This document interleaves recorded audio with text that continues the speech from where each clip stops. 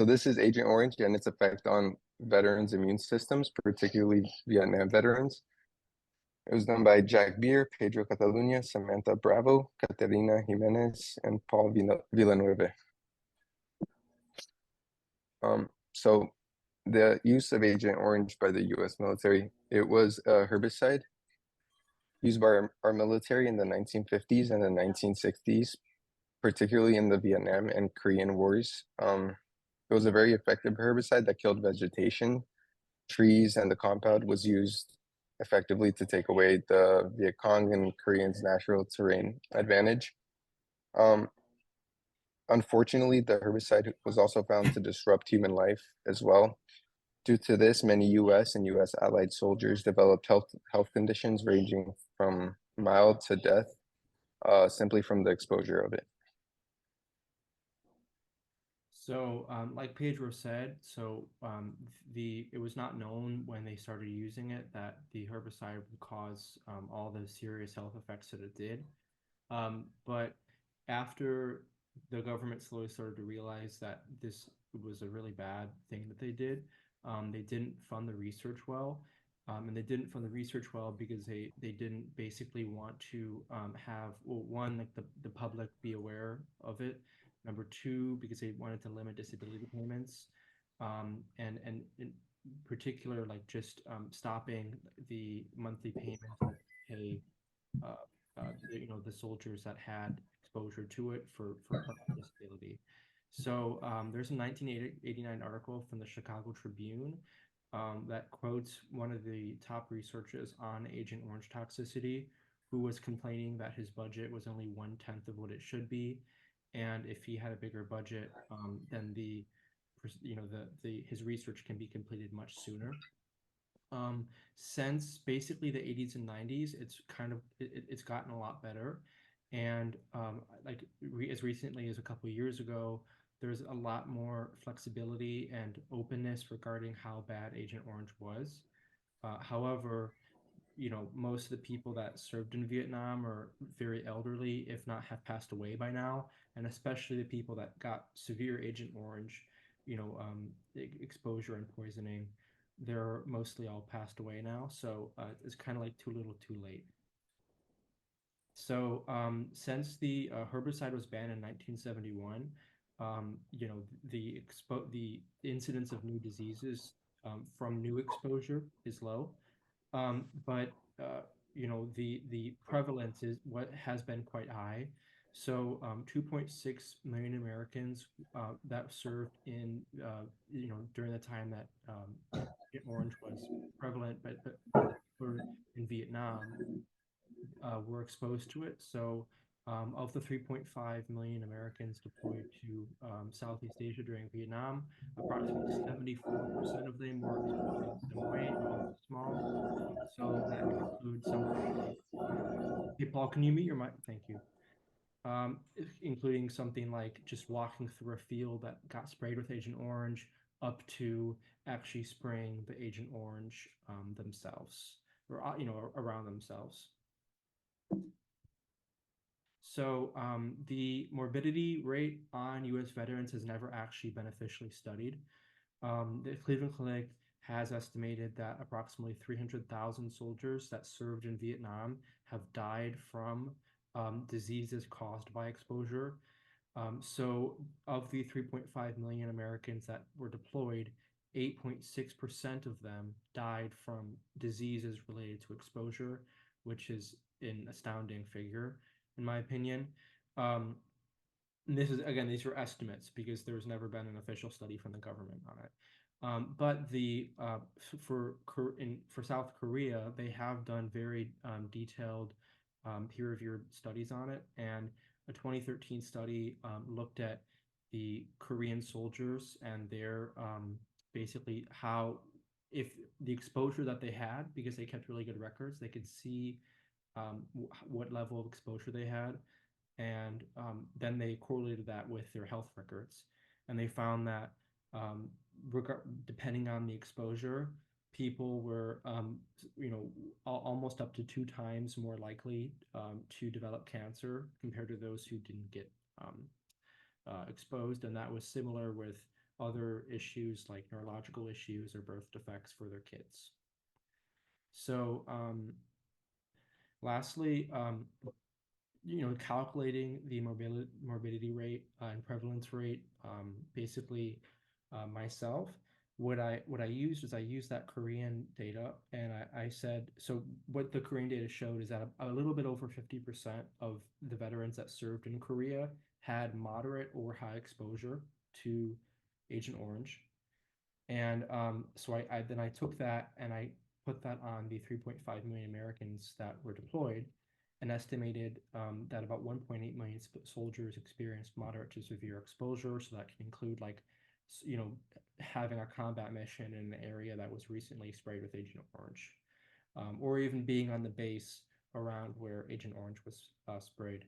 So if then I did just a quick thought that even if half of those people that got moderate or severe exposure got sick, that equates to about almost 1 million soldiers, approximately 900,000 soldiers who had health effects ranging from like hypertension or signs of hormonal issues, or like birth defects in their kids, all the way up to cancer and death. So from the relatively minor up to major, almost 1 million people got exposed negatively in some way.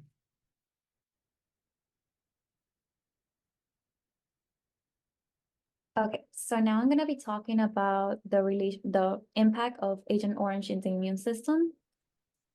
And the impact on the immune system is mainly due to dioxin. Dioxin, it's a persistent organic pollutant. This means that it takes a long time to break down in the environment, and it makes it toxic to humans, to animals, and to plants. In fact, it can harm vital organs like the kidneys and the heart. It can also harm the immune system, cells, and hormones as soon as it enters the human body. In fact, it is classified as a carcinogen, which means that it has the ability to cause cancer. So rheumatoid arthritis, it's a specific autoimmune disorder that it's one of the specific immune disorders that it's linked to Agent Orange in Vietnam veterans. And can you go to the next slide? Okay, and there was a comprehensive study by the Veteran Affairs Rheumatoid Arthritis, and there was a significant association between Agent Orange exposure and rheumatoid arthritis antibodies, in particular anti-CCP antibodies. And the result was that those veterans that were exposed to Agent Orange, they had a 66% to 74% higher likelihood than those that were not exposed to Agent Orange. So nursing interventions that would be helpful would be educating about the health risks that are associated with Agent Orange, and also emphasizing the importance of regular checkups to promote early detection of health issues, as well as focus immune system assessments. And it is also important to inform the veterans about available benefits and resources for those that were affected by Agent Orange, just to make sure that they receive the necessary support. Great, so now I'm going to be talking about the effects of Agent Orange and their cancer-causing properties. Jack and Samantha both mentioned these properties. So due to the exposure of the dioxin, which Samantha just talked about, that was a carcinogen, we have seen that there's an increased prevalence of non-muscle invasive bladder cancer development amongst these veterans who were exposed to the herbicide.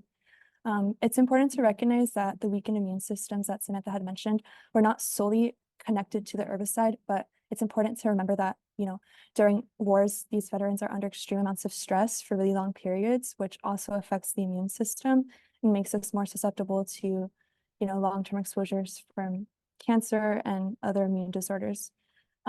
So a study was performed by the National Library of Medicine, which considered these factors among a large and diverse population of these veterans in Vietnam. So all of the veterans who were exposed to the carcinogen were part of this population, and their findings showed that Agent Orange was associated with a 4% increased risk of bladder cancer And this was dependent upon two things. So based off their age and their year of service entry. So interestingly, we discovered that the younger the veteran was when they were exposed to the carcinogen, the higher their chances would be to develop bladder cancer over the course of their lives. It's also important to note that the bladder cancer is specifically the non-muscle invasive. So now I'm going to talk about two interventions that we could focus on for some of these patients. So as a nurse caring for the Vietnam veteran patients, we want to make sure that we're assessing them for hematuria and dysuria because these are the two main signs of somebody who might be developing bladder cancer. And then another intervention that Samantha had also mentioned would be to ensure that our veterans are profoundly informed about all of the benefits and screenings that are available to them. So as nurses, we are able to provide education because a lot of them don't really know the magnitude of resources out there. And then I just wanted to add here in specific, these Vietnam veterans, they obtained special access to a specified Agent Orange registry health exam, which this includes an assessment regarding all of the types of disorders that are at increased risk for, which included bladder cancer as well as rheumatoid arthritis, amongst many others. Okay, so skin cancer risk for veterans. This orange was a very prominent and documented herbicide. Just the purpose of Agent Orange's distribution in Vietnam was to deprive the enemy of food and vegetation. It was a project referred to as Operation Ranch Hand. So since it had these effects that were lethal to like biological organisms, such as the vegetation, it also affected our troops. It was just bad in general for anything that's biological. So this is why the operation is notorious. It's also affecting the overall health today of our veterans that have served in Vietnam. So the skin cancer is just one of the many conditions that it's impacted them. The supporting notion of a higher risk of skin cancer was up to 73% more among veterans involved in the Agent Orange. What I researched was that this was done in Washington, D.C. at the medical center, and also they found similar study like evidence of this at the University of Texas at the Anderson Cancer Center. This was in 2009 to 2010. This was collected by over 100 veterans. They were all registered. It was documented. The data also unfortunately showed that 51% of veterans in general just had an increase of cancer of any kind. So again, like my group members have said, it's a carcinogenic, and specifically it's the dioxin that's found in the substance. And it's known to cause indirect DNA damage, which causes malignancies. So some nursing interventions that can be done related to this condition would be that we could aid in the recovery of treatment of skin cancer by educating the patient of sun protection, including the use of sunscreen. Since they're already at risk, they should avoid UV radiation because that's gonna not help them. So they wanna avoid peak sunlight hours. Protective clothing is also good. Another nursing intervention that could be done is you can have topical treatments or medication that's prescribed for that specific type of skin cancer. And the last nursing intervention I have is by regularly monitoring and surveilling the patient's skin in order to establish the baseline data and be able to determine if growth continues to spread or if treatment is effective. Okay. And I have, Thank you very much for watching our presentation. We have all the citations listed here, and I thank you for your time. Thank you.